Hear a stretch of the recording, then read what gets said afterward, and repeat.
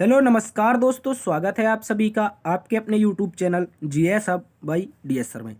दोस्तों आज हम देखने वाले हैं यूपी पैट एग्ज़ाम का एनालिसिस। आज है साथियों 28 अक्टूबर को पहली शिफ्ट का एग्ज़ाम छूट चुका है और पहली शिफ्ट के एग्ज़ाम में जो प्रश्न पूछे गए हैं उन सभी प्रश्नों का आज हम डिटेल से अध्ययन करेंगे। तो दोस्तों चलिए शुरुआत करते हैं आज के पहले प्रश्न की। इससे पहले जल्दी से आप अपने चैनल को लाइक कर दीजिए, जल्दी से इस क्लास को दोस्तों में सेशन को शेयर कर दीजिए और यदि चैनल पर पहली बार आए हैं तो अपने चैनल को सब्सक्राइब भी कर लीजिए। चलिए शुरुआत करते हैं आज के पहले प्रश्न की। जल्दी से आपके सामने आंसर की आ चुकी है, किस तरह से प्रश्न पूछे गए थे। तो बात करते हैं आज के पहले प्रश्न की। आज का पहला प्रश्न है, शिवाजी की मृत्यु के बाद मराठा साम्राज्य में प्रभावी शक्ति चित्तपावन ब्राह्मणों के एक परिवार के पास थी जिन्होंने शिवाजी के उत्तराधिकारियों को पेशवा या प्रधानमंत्री के रूप में सेवा दी थी। कौन सा शहर मराठा साम्राज्य की राजधानी बन गया था। देखिए अगर बात कर लें जब शिवाजी की मृत्यु हुई तो मराठा साम्राज्य की जो राजधानी बनी थी वो पूना बनी थी। क्या बनी थी साथियों, याद रखेंगे, पूना आपकी मराठा साम्राज्य की राजधानी बन चुकी थी। ठीक है, इसको याद रखेंगे। ठीक है, अगला क्वेश्चन दोस्तों पूछा गया था, इसका राइट आंसर ऑप्शन डी है। अगला प्रश्न पूछा गया था कि महावीर स्वामी को जिन के नाम से जाना जाता है, तो जिन का अर्थ क्या होता है। याद रखेंगे साथियों, जो जिन होता है, जिन का अर्थ विजेता होता है। क्या होता है, विजेता। अगला प्रश्न दोस्तों आपसे पूछा गया था, जैसा कि अशोक के शिलालेखों में उल्लेख किया गया है कि मौर्य साम्राज्य की राजधानी पाटलिपुत्र और अन्य 4 प्रांतीय केंद्र सहित 5 प्रमुख राजनीतिक केंद्र थे, निम्नलिखित में से कौन सा प्रांतीय केंद्र नहीं था। तो देखिए जो मौर्य साम्राज्य की राजधानी थी वो तक्षशिला थी, सुवर्णगिरी थी, उज्जैनी थी, जबकि इंद्रप्रस्थ जो थी ये आपकी मौर्य साम्राज्य की राजधानी नहीं थी। ठीक है, इसको याद रखेंगे। अगला प्रश्न दोस्तों हमसे पूछा गया था कि ऋग्वेद में विश्वामित्र नामक एक ऋषि और किन 2 नदियों के बीच का संवाद का उल्लेख मिलता है। तो दोस्तों इसका राइट आंसर हो जाएगा विश्वामित्र और जो नदियां थी 2, ब्यास और सतलज, इन दोनों के बीच में क्या मिलता है, संवाद का उल्लेख मिलता है। ठीक है, इसको याद रखेंगे। अगला प्रश्न दोस्तों आपसे पूछा गया था क्वेश्चन नंबर 5, और क्वेश्चन नंबर 5 में पूछा गया था कि 1722 में डैश की सूबेदारी सवाई राजा जयसिंह को दी गई थी। देखिए 1722 में जो सूबेदारी दी गई थी वो आगरा की सूबेदारी राजा जयसिंह को दी गई थी। ठीक है, इसको याद रखेंगे। अगला प्रश्न दोस्तों आपसे पूछा गया था, किस निम्नलिखित में से किसने अपने सहयोगियों को यह महसूस करने के लिए प्रेरित किया था कि संविधान सभी ब्रिटिश निर्मित है और आगे कह रहा है ब्रिटिश की योजनाओं पर काम कर रही है, जैसा कि यहाँ पर कह रहा है कि ब्रिटिश चाहते थे वैसा कि इस पर काम किया जा रहा है, यानी कि जो संविधान सभा थी इसके बारे में इन्होंने कहा था। तो इसका राइट आंसर हो जाएगा सोमनाथ लाहिड़ी। क्या हो जाएगा दोस्तों, सोमनाथ लाहिड़ी के द्वारा कहा गया था कि जो संविधान सभा है वो ब्रिटिशों के द्वारा निर्मित है और ब्रिटिशों के लिए ही कार्य कर रही है। ठीक है, इसको याद रखेंगे। अगला प्रश्न दोस्तों पूछा गया था कि चित्तरंजन दास और मोतीलाल नेहरू की ने परिषद राजनीतिक वापसी में बहस करने के लिए कांग्रेस के भीतर निम्नलिखित किस राजनीतिक दल का गठन किया। तो कांग्रेस से हटकर के इन्होंने स्वराज पार्टी 1923 में बनाई थी, इसको याद रखेंगे। अगला प्रश्न दोस्तों आपसे पूछा गया था क्वेश्चन नंबर 8, कह रहा था वो कांग्रेस का वह अधिवेशन कहा हुआ था जिसमें महात्मा गांधी अन्य नेताओं के खिलाफत के साथ साथ स्वराज के समर्थन के असहयोग आंदोलन शुरू करने के लिए आवश्यकता के बारे में आश्वस्त किया था। देखिए बात कर लेते हैं कोलकाता अधिवेशन की। तो कोलकाता अधिवेशन 1919 में होता है जो कि एक विशेष अधिवेशन था। ठीक है, यहाँ पर गांधी जी ने असहयोग आंदोलन के लिए प्रस्ताव रखा था लेकिन कांग्रेसियों ने इसको नहीं माना था। फिर आगे नागपुर में जो वार्षिक अधिवेशन होता है वहां पर इस प्रस्ताव को मान लिया जाता है। ठीक है, तो पहली बार जब असहयोग आंदोलन की चर्चा हुई थी कोलकाता के विशेष अधिवेशन में। ठीक है, अगला प्रश्न दोस्तों क्वेश्चन नंबर 9 पूछा गया था कि खुदाई खिदमतगार का संस्थापक कौन है जिसे बादशाह खान के नाम से जाना जाता है। तो इसका राइट आंसर ऑप्शन डी हो जाएगा, खान अब्दुल गफ्फार का। अगला प्रश्न दोस्तों पूछा गया था 1913 में हिंदुस्तान गदर पार्टी का मुख्यालय कहां पर था। तो दोस्तों जब 1913 में गदर पार्टी की स्थापना हुई तो इसका मुख्यालय जो था सैन फ्रांसिस्को अमेरिका में था, इसको याद रखेंगे। दोस्तों अगला प्रश्न पूछा गया था क्वेश्चन नंबर 11। क्वेश्चन नंबर 11 में पूछा गया था सिरुई या सिरोय कुमुदनी लिली महोत्सव भारत के किस राज्य में पाई जाने वाली एकमात्र स्थलीय कुमुदनी लिली है। ठीक है, जो सिरुई महोत्सव होता है, जो सिरुई लिली महोत्सव होता है ये मणिपुर में होता है, इसको आप लोग अच्छे से याद रखेंगे। चलते हैं अगले प्रश्न की तरफ। अगला प्रश्न क्वेश्चन नंबर 12 पूछा गया था कि उड़िया का पठार भारत के निम्नलिखित में से किस राज्य में स्थित है। देखिए अगर बात कर लें उड़िया के पठार की तो दोस्तों इसका राइट आंसर हो जाएगा राजस्थान। राजस्थान में उड़िया का पठार जो राजस्थान में पड़ता है ये राजस्थान का सबसे ऊंचा पठार है, इसको याद रखेंगे। ठीक है, और बहुत सारे विद्यार्थियों ने इसका महाराष्ट्र उत्तर लगाया जो कि बिल्कुल गलत है, राजस्थान इसका सही उत्तर है। अगला प्रश्न पूछा गया था शीत ऋतु की शुरुआत में तमिलनाडु के तटीय क्षेत्रों में वर्षा का कारण क्या है। देखिए लौटते हुए मानसून से जब तमिलनाडु में वर्षा होती है तो इस समय उत्तर पूर्वी वर्षा ऋतु के कारण जो पवनें आती हैं, उत्तर पूर्वी पवनों के कारण यहाँ पर वर्षा होने का कारण होता है। ठीक है, इसको याद रखेंगे। अगला प्रश्न दोस्तों आपसे पूछ रहा है राजस्थान के जालौर जिले में किस प्रकार का ग्रेनाइट पाया जाता है। तो दोस्तों याद रखेंगे यहाँ पर पिंक ग्रेनाइट पाया जाता है। ठीक है, अगला प्रश्न दोस्तों आपसे पूछा गया था, पुर्तगालियों के द्वारा निर्मित बंदेल चर्च भारत के निम्नलिखित में से किस राज्य या केंद्र शासित प्रदेश में स्थित है? तो देखिए, पुर्तगाली पहली बार भारत में आए थे, लेकिन कहाँ पर आए थे? गोवा में आए थे। तो लेकिन ये गोवा में स्थित नहीं है। अब बहुत सारे विद्यार्थियों ने इसमें यही गलती की है, गोवा में स्थित नहीं है। इसका राइट आंसर होगा पश्चिम बंगाल। ठीक है, इसको याद रखेंगे, West Bengal is the right answer. चलते हैं अगले प्रश्न की तरफ। अगला प्रश्न क्वेश्चन नंबर 16 कह रहा है, गन्ने के उचित लाभकारी मूल्य एफआरपी में कौन मंजूरी देता है? तो दोस्तों इसका राइट आंसर हो जाएगा कि जो आर्थिक मामलों की कैबिनेट समिति होती है, गन्ना के जो व्यापारिक मूल्य होते हैं, लाभकारी मूल्य एफआरपी में, इसका क्या करती है? इसको मंजूरी देती है। ठीक है, ऑप्शन सी इसका राइट आंसर है। अगला प्रश्न दोस्तों आपसे पूछा गया था, निम्नलिखित में से कौन सा एक भारतीय श्रम कानून सामाजिक सुरक्षा उपाय है जिसका उद्देश्य काम करने का अधिकार यानी कि राइट टू वर्क को गारंटी देना है? तो 2005 में एक अधिनियम आता है जिसका नाम था नरेगा। ठीक है, नरेगा, और इसी को आगे चलकर 2009 में क्या कर दिया था? मनरेगा कर दिया था। तो इसका राइट आंसर हो जाएगा महात्मा गांधी राष्ट्रीय ग्रामीण रोजगार गारंटी अधिनियम। ठीक है, इसको याद रखेंगे। अगला प्रश्न दोस्तों आपसे पूछा गया था कि स्वर्ण क्रांति किससे संबंधित है? तो स्वर्ण क्रांति दोस्तों आपकी बागवानी से संबंधित हो जाएगी, इसको याद रखेंगे। अगला प्रश्न दोस्तों आपसे क्वेश्चन नंबर 19 पूछा गया था कि बीमा विनियामक और विकास प्राधिकरण का मुख्यालय कहां पर है? तो बीमा विनियामक और विकास प्राधिकरण का जो मुख्यालय है ये आपका हैदराबाद में हो जाएगा। ठीक है, इसको याद रखेंगे। अगला क्वेश्चन दोस्तों पूछा गया था, डिपॉजिटरी संस्थान का एक प्रकार नहीं है, निम्नलिखित में से ऐसा कौन सा है जो डिपॉजिटरी संस्थान का एक प्रकार नहीं है? तो डिपॉजिटरी का मतलब क्या है? जो कैश का आदान प्रदान करता है। तो दोस्तों नाबार्ड जो है ये लोन तो मुहैया कराता है, लेकिन बैंकों के माध्यम से। तो नाबार्ड कभी भी एग्जैक्टली आपके किसानों के हाथ में लोन नहीं देता है, जबकि बैंकों के माध्यम से ऋण संघ या वाणिज्य बैंक या क्रेडिट के ऑपरेटिव सोसाइटी के माध्यम से लोन को प्रोवाइड कराता है। ऑप्शन नंबर ए इसका सही उत्तर है। अगला प्रश्न दोस्तों आपसे पूछा गया था कि अधिनियम 1947, यह कह रहा है भारतीय स्वतंत्रता अधिनियम 1947 पारित होने के साथ भारत के एक अधिराज्य बन गया था, और अधिराज्य मंडल के भारत सरकार नियमित अधिनियम 1935 में किस धारा के प्रावधानों के तहत 1947 से 1949 के कानूनों को प्रावधान बनाया गया था? ठीक है, तो इसका राइट आंसर हो जाएगा धारा 100। क्या हो जाएगा दोस्तों? धारा 100 के माध्यम से 1947 से 1949 तक जो कानून बनाए गए थे वो अधिनियम 1935 में शामिल किए गए थे। ठीक है, इसको याद रखेंगे, धारा 100 इसका राइट आंसर है। अगला प्रश्न पूछा था, एक व्यक्ति जो संसद का सदस्य नहीं है उसे राष्ट्रपति द्वारा अधिकतम कितने महीने के लिए मंत्री के रूप में नियुक्त किया जा सकता है? देखिए, यदि आप संसद के सदस्य नहीं है तो आप मैक्सिमम 6 महीने के लिए मंत्री बन सकते हैं, और उसके बाद आपको क्या बनना पड़ेगा? संसद का सदस्य बनना पड़ेगा। अगला प्रश्न पूछा था, उच्च न्यायालय के नाम बताइए जिसका क्षेत्राधिकार अंडमान निकोबार द्वीप समूह के अंतर्गत आता है? तो दोस्तों याद रखेंगे, अंडमान निकोबार जो द्वीप समूह है इसका जो हाईकोर्ट है वो आपका कोलकाता हाईकोर्ट लगता है, इसको याद रखेंगे। अगला प्रश्न दोस्तों आपसे पूछा गया था, पंचायती राज संस्थाओं के अस्तित्व के भारत सरकार में 73वां और 74वां संवैधानिक संशोधन कब पारित किया गया? देखिए, 73वां आपका पंचायती राज व्यवस्था से था, जबकि जो 74वां संविधान संशोधन था ये लोकल अर्बन बॉडी यानी कि शहरी जो परिवेश होता है उससे संबंधित था, और दिसंबर 1992 में ये दोनों के दोनों अधिनियम पारित हुए थे। अगला प्रश्न दोस्तों आपसे पूछा गया था, वर्ष 1928 में मोतीलाल नेहरू की समिति के द्वारा निम्नलिखित में से कौन सा अधिनियम विधेयक प्रस्तावित किया गया था? तो दोस्तों मोतीलाल नेहरू ने संविधान सभा की मांग की थी, यानी कि संविधान की बात की थी, संविधान की मांग की थी, अपने अधिकारों की बात की थी। तो दोस्तों याद रखेंगे, इसका राइट आंसर हो जाएगा अधिकारों का बिल। ठीक है, इसको याद रखेंगे। अगला प्रश्न दोस्तों आपसे पूछा गया था क्वेश्चन नंबर 26। क्वेश्चन नंबर 26 में पूछा था स्वतंत्र, यहाँ पर पूछा स्वर यंत्र के संबंध में कौन सा सही है? क्या पूछा था, कौन सा सही है? तो जो स्वर यंत्र होता है ये 9 प्रकार की उपस्थिति से मिलकर बना होता है, और ग्रसनी को एक श्वास नली से जोड़ता है। ठीक है, इसको याद रखेंगे, जिससे हम बोलते हैं वह स्वर यंत्र होता है और 9 प्रकार की उपस्थितियों से मिलकर बनता है। अगला प्रश्न दोस्तों आपसे पूछा गया था, मिल्क ऑफ मैग्नीशिया किस प्रकार का कोलाइड है? देखिए, मिल्क ऑफ मैग्नीशिया की बात कर ले तो ये एक सॉलिड कोलाइड है। कैसा? सॉलिड। ठीक है, याद रखेंगे, सॉलिड कोलाइड है, यानी कि घन सोल कोलाइड हो जाएगा। क्या हो जाएगा? Option number 1। ठीक है, यहाँ पर घन सोल नहीं होगा, सॉलिड होगा, सोल होना चाहिए। ठीक है, इसको याद रखेंगे। अगला प्रश्न दोस्तों आपसे पूछा गया था, निम्नलिखित में से कौन सा एक कार्बनिक यौगिक है जो मानव शरीर में प्रोटोप्लाज्म को जमा करता है? तो प्रोटोप्लाज्म को जमा करने के लिए कौन सा क्लोराइड होता है? ठीक है, इसका राइट आंसर आप लोग कमेंट बॉक्स में छाप के बताइए, इसका एग्जैक्टली उत्तर पता नहीं चल पाया है। ठीक है, कार्बनिक यौगिक का जो मानव शरीर में प्रोटोप्लाज्म जमा करता है तो कौन सा कार्बनिक यौगिक है? ठीक है, इसका राइट आंसर आप लोग बताएंगे। अगला प्रश्न दोस्तों आपसे पूछा गया था, निम्नलिखित में से कौन सा आंतरिक सौरमंडल में स्थित एक बोना ग्रह है? देखिए, प्लूटो जो है ये एक बोना ग्रह है, इसको आप लोग अच्छे से याद रखेंगे, क्योंकि 2006 से पहले जो सौरमंडल था उसमें 9 ग्रहों की संख्या मानी जाती थी, लेकिन जो प्लूटो है ये आपकी जो सौरमंडल की जो नियम होते हैं उनका पालन नहीं करता था, इस कारण इसको बोने ग्रह में शामिल किया गया था। अगला प्रश्न दोस्तों आपसे पूछा गया था, बिछुआ नेटल की पत्तियों में चुभने वाले बालों निम्नलिखित में कौन सा अम्ल मौजूद होता है? तो दोस्तों जो बिच्छू होता है उसमें आपका मेथोनिक अम्ल मौजूद होता है। क्या होता है? नेटल में मेथोनिक अम्ल मौजूद होता है, इसको याद रखेंगे।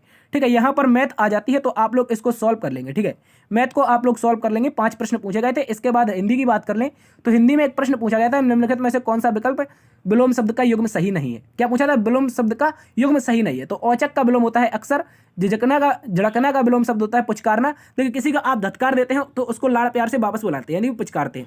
और गाफिल का होता है खबरदार, ठीक है, गाफिल का होता है खबरदार। जबकि ऑप्शन बी में डावाडोल, यानी कि कोई डावाडोल हो रहा है, हिल डुल रहा है और वह अस्थिर भी नहीं है, तो ये एक दूसरे क्या हो जाते हैं? पर्यायवाची हो जाते हैं। जबकि विलोम पूछा था तो नहीं पूछा था, यही इस कारण ऑप्शन नंबर बी सही उत्तर है।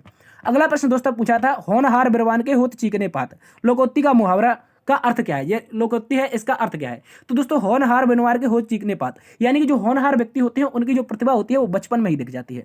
ऑप्शन नंबर डी इसका सही उत्तर है। अगला प्रश्न दोस्तों पूछा गया था, निम्नलिखित में से किस विकल्प में सभी शब्द पुल्लिंग है? पुल्लिंग के बारे में बात की थी। संचार पालन ये पुल्लिंग है, जबकि ग्रीवा आपकी स्त्रीलिंग है, तो ऑप्शन ए गलत है। मनुष्य और बनावट और रौनक, रौनक स्त्रीलिंग है, तो गलत उत्तर है। पतलून, पतलून की बात करें ये स्त्रीलिंग है।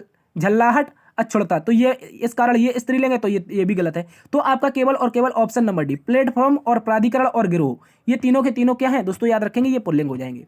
अगला प्रश्न दोस्तों आपसे पूछा गया था यहाँ पर कि निम्नलिखित में से किस विकल्प का अशुद्ध वाक्य है? तो महादेवी छायावादी कवियत्री थी, तो कवियत्री गलत लिखा है, गलत है। जब भी आप जाओ मुझे मिले, तो ये भी गलत है, कि जब भी आप जाओ तो मुझसे मिलिए, ठीक है, ऐसा कहना था। आपका दर्शन पाकर मैं धन हो गया, तो आपका नहीं होगा, यहां पर होगा आपके दर्शन पाकर मैं धन हो गया। तो ऑप्शन नंबर डी आपका सही उत्तर है कि रमा ने अपने भाई से पुस्तक पढ़ने को कहा। ऑप्शन डी सही उत्तर है। अगला प्रश्न दोस्तों आपसे पूछा गया था, कलम के जादूगर किसे कहा जाता है? तो दोस्तों इसका राइट आंसर हो जाएगा राम वृक्ष बेनीपुरी। राम वृक्ष बेनीपुरी को कलम का जादूगर कहा जाता है, ठीक है। अगला क्वेश्चन यहां पर इंग्लिश से पूछा गया था, तो फास्टिडियस का सिनोनिम से पूछा था, सॉरी एंटोनिम पूछा था फास्टिडियस का। तो फास्टिडियस का एंटोनिम क्या हो जाएगा? तो आप लोग इसको कमेंट बॉक्स में छाप के बताएंगे। कह रहा I am the person who are to be blamed, who is to be blamed होगा, क्या होगा? Who were to be blamed.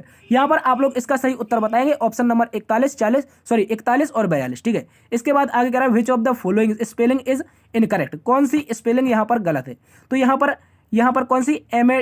एमेट्योर, वेनिफिकरी, ये क्या है? एनिवर्सरी का जर्नी तो सही है, एनिवर्सरी भी सही है। तो इनमें से कोई एक गलत होगी, तो आप लोग इसको सही उत्तर कर लेंगे, ठीक है। अगला क्वेश्चन दोस्तों यहाँ पर आपके क्या है?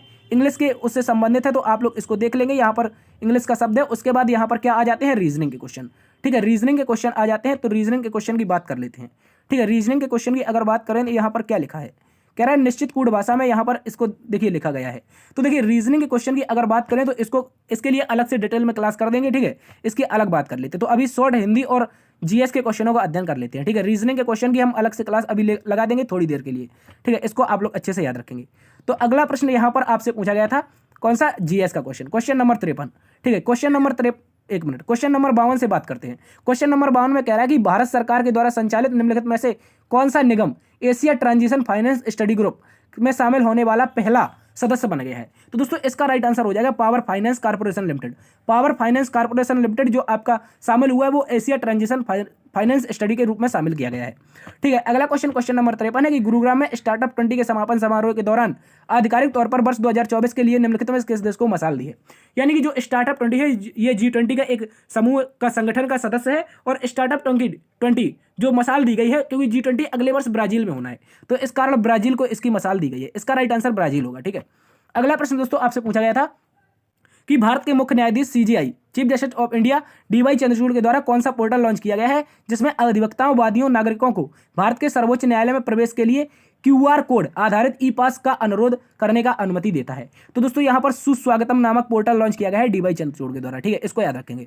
अगला प्रश्न दोस्तों आपसे पूछा गया था, हाल ही में केंद्रीय सड़क परिवहन और राजमार्ग मंत्री नितिन गडकरी ने 3.5 टन के वाहनों की सुरक्षा के लिए मानकों को बढ़ाकर सुरक्षा बढ़ाने का उद्देश्य भारत NCAP को लॉन्च किया है। तो NCAP का पूर्ण रूप क्या है? तो दोस्तों NCAP का पूर्ण रूप है न्यू कार असेसमेंट प्रोग्राम।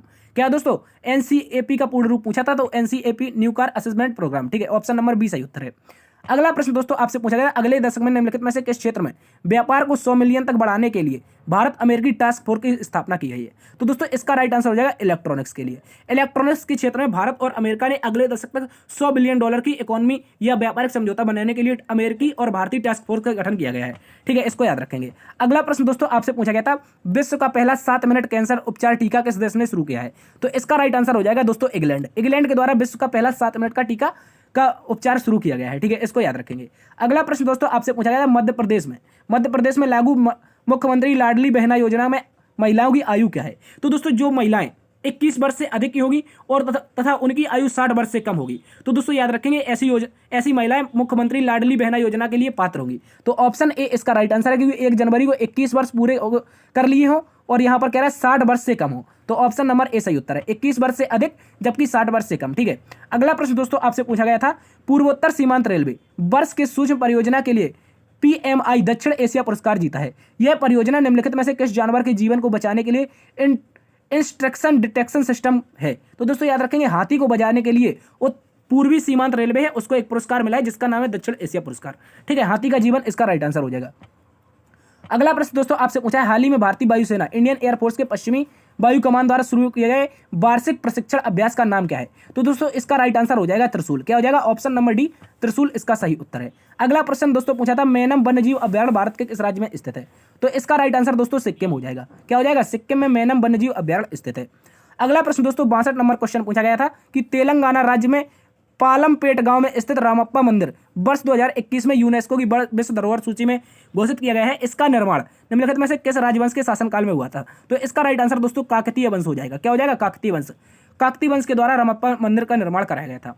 अगला प्रश्न दोस्तों आपसे पूछा है, भारतीय संघ के प्रधानमंत्री अनुमतियों की नियुक्ति भारतीय संविधान के डैश के तहत की जाती है। तो आर्टिकल 75 के तहत जो भारतीय प्रधानमंत्री होगा और भारत के जो मंत्रिपरिषद होगी उसका क्या होगा, उसका चयन किया जाएगा। Article 75 is the right answer. अगला प्रश्न दोस्तों आपसे कह रहा है, कुथु भारत के निम्नलिखित में से किस राज्य केंद्र प्रदेश में कुथुबलम मंदिर में प्रदर्शित एक सामाजिक धार्मिक कला है। तो दोस्तों इसका राइट आंसर आप लोग कमेंट बॉक्स में छाप के बताएंगे कि कुथुबलम मंदिर किस राज्य में स्थित है। इसका एग्जैक्टली उत्तर तो नहीं मिल पाया है, तो यहाँ पर हम 4 ऑप्शन आपके पास हैं, इनमें से जल्दी सर्च करके बताइए कौन सा इसका सही उत्तर है।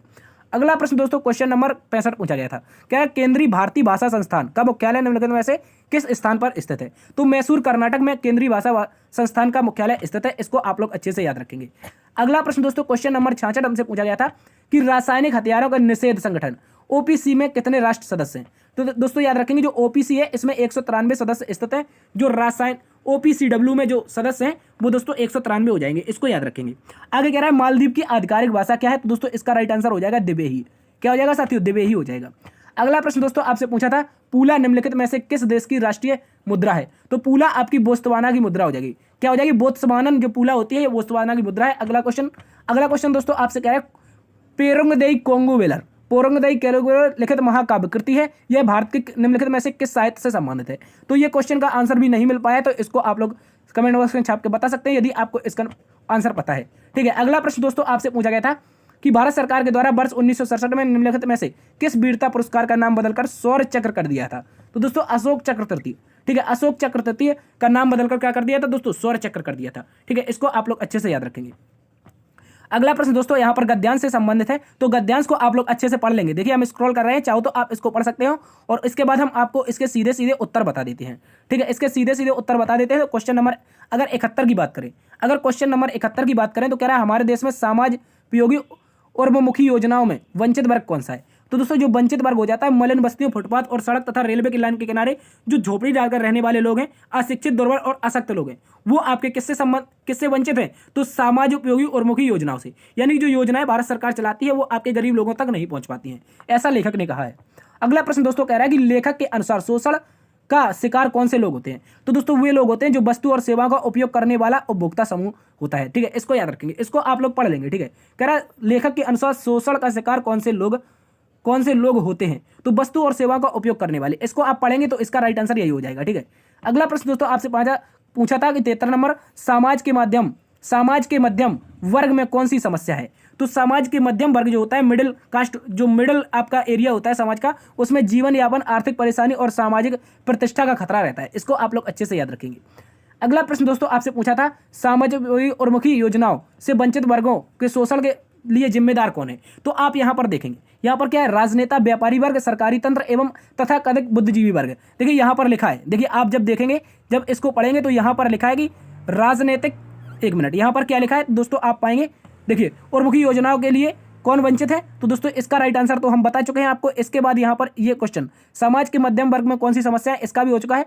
तो और मुखी योजनाओं से वंचित वर्ग के शोषण के लिए उत्तरदायी कौन सा होता है, उत्तरदायी कौन होता है। तो दोस्तों याद रखेंगे यहाँ पर यहीं कोई आपको दिया गया था, अभी यहीं कहीं दिया गया था। इसके बारे में अगर हम चर्चा कर लें तो वंचित वर्ग के लिए जिम्मेदार कौन है दोस्तों, यहाँ पर राजनेता के बारे में दिया गया था, जो राजनेता वगैरह हैं ये इसके लिए जिम्मेदार होते हैं। ठीक है, इसके बारे में आप इसको पढ़ के देख लेंगे। ठीक है, यहीं पर हमने अभी कहीं इसका उत्तर देखा था। तो दोस्तों इसका जो राइट आंसर बनेगा वो राजनेता व्यापारी वर्ग जो होता है ये आपका शोषण करता है किसका, और मुखी योजनाओं को जो गरीब तक नहीं पहुंचती उनका शोषण करता है। आगे कह रहा है शैक्षणिक सांस्कृतिक शब्द की किस व्याकरण इकाई से संबंधित है। तो यह मतलब पूछा है किस प्रत्यय से मिलकर बनी है। शैक्षणिक में कौन सा प्रत्यय है और सांस्कृतिक में कौन सा प्रत्यय है। तो शैक्षणिक एक बोल रहा है तो एक प्रत्यय है शैक्षणिक में, जबकि सांस्कृतिक एक बोल रहा है तो एक प्रत्यय आपका इसमें भी है। तो विशेषण और यहाँ पर क्या है, विशेषण और विशेषण शब्द में एक प्रत्यय का क्या है स्थान आता है। ठीक है, 75 नंबर का राइट आंसर हो जाएगा। अगला प्रश्न दोस्तों क्वेश्चन नंबर 76 देख लेते हैं। तो क्वेश्चन नंबर 76 का हम गद्यांश पढ़ चुके हैं और इसी आधार पर आपको उत्तर बताते हैं। तो आप चाहो तो इस गद्यांश को पढ़ सकते हैं। कह रहा है क्या भिक्षावृत्ति देश की समस्या है, आपका इस विषय में क्या विचार है। तो दोस्तों जो भिक्षावृत्ति है वो भिक्षावृत्ति देश की एक ज्वलंत समस्या बन गई है, क्योंकि लोग इसे जानबूझकर अपना व्यवसाय बना रहे हैं। बहुत सारे लोग जो भीख मांगते हैं वो लोग कहने लगते हैं कि इंटरनेशनल भिखारी हो क्या। तो दोस्तों बहुत सारे लोग जो देश में हैं वो भीख मांगने के कगार पर हैं, क्योंकि उनको उचित रोजगार नहीं मिल रहा है। तो भिक्षावृत्ति देश की एक ज्वलंत समस्या बन गई है और बहुत सारे लोग इसको क्या बना रहे हैं, अपना व्यवसाय भी बना रहे हैं, क्योंकि रोजगार मिल नहीं रहा है तो व्यवसाय बना ले रहे हैं। तो कह रहा है विभिन्न स्थलों में लोग भीख मांगने के लिए क्यों बाध्य होते हैं। तो दोस्तों जो लोग अपंगता कुरूपता, जो अपंग है यानी कि विकलांग है, कुरूपता जो अच्छे नहीं आ सकते हैं, वृद्धावस्था में, ऐसे लोग देश में क्या करते हैं, जो विभिन्न प्रसिद्ध स्थल हैं उन पर जाकर के क्या मांगते हैं, भीख मांगते हैं। ठीक है, इसको याद रखेंगे। अगला प्रश्न दोस्तों आपसे कह रहा है कि भीख ना देकर दूसरों की मदद करने के लिए कौन सा विकल्प सही है। तो भीख ना देकर अगर दूसरों की मदद करनी है तो दोस्तों याद रखेंगे यहां पर हम गरीब बच्चों के लिए स्कूल की फीस जमा कर सकते हैं या पुस्तक और अन्य पाठ्य सामग्री दे सकते हैं। ठीक है, अगर भीख नहीं देनी है तो उनके बच्चों के लिए क्या दे सकते हैं। तो दोस्तों याद रखेंगे उनके लिए पाठ्य सामग्री ले लें, उनके स्कूल की फीस जमा कर दें। ठीक है, इसको याद रखेंगे। आगे दोस्तों दान पुण्य और जीवन मुक्ति, दान पुण्य और जीवन मुक्ति में कौन सा समास है। तो दोस्तों दान पुण्य में जो समास है वो द्वंद्व समास है, जबकि जीवन मुक्ति में जो समास है वो तत्पुरुष है। इस कारण आपका ऑप्शन बी राइट हो जाएगा। ठीक है, यहाँ पर तत्पुरुष द्वंद्व भी है, लेकिन तत्पुरुष तो बाद वाले में है, जीवन मुक्ति में, जबकि दान पुण्य में आपका द्वंद्व है। ठीक है, ऑप्शन बी सही उत्तर है। अगला प्रश्न दोस्तों आपसे पूछा गया खानदानी भिखारी कैसे होते हैं। तो दोस्तों इसका राइट आंसर हो जाएगा जिनकी भीख मांगने की जगह पुश्तैनी और पीढ़ियों से निश्चित है। यानी कि जैसे पिताजी भीख मांग रहे थे एक मंदिर के बाहर, तो उसका बेटा भी उसी मंदिर के बाहर जाके भीख मांगने लगा, फिर उसके बेटे का बेटा उसी मंदिर के बाहर जाकर के भीख मांगने लगा। तो ऐसी जो लोग हैं ये भीख मांगने की जगह पुश्तैनी कर चुके हैं। ठीक है, इसको याद रखेंगे। तो दोस्तों इसका राइट आंसर ऑप्शन सी हो जाएगा। आगे दोस्तों यहाँ पर डीआई के क्वेश्चन है, तो इनको आप लोग चाहो तो सॉल्व कर लेंगे। इसके लिए भी एक अलग से क्लास लाने का प्रयास करेंगे। तो आज की क्लास को यहीं पर समाप्त करते हैं। जीएस जी के और जो करंट अफेयर के क्वेश्चन थे या फिर हिंदी के क्वेश्चन थे उन सभी का विश्लेषण किया। आशा करते हैं आज का विश्लेषण आपको पसंद आया होगा। यदि दोस्तों विश्लेषण पसंद आया तो एक बार से चैनल को अपने सब्सक्राइब कर लीजिए। ठीक है, इस तरह के सेकंड शिफ्ट के एनालिसिस के लिए अपने चैनल को सब्सक्राइब जरूर करें। ठीक है, देखते रहिए आपका अपना परिवार जीएसएफ बाय डीएसआर। मिलते हैं कल की नई क्लास में, आने वाली शाम की शिफ्ट की नई क्लास में। तब तक के लिए अपना ख्याल रखना। जय हिंद, जय भारत।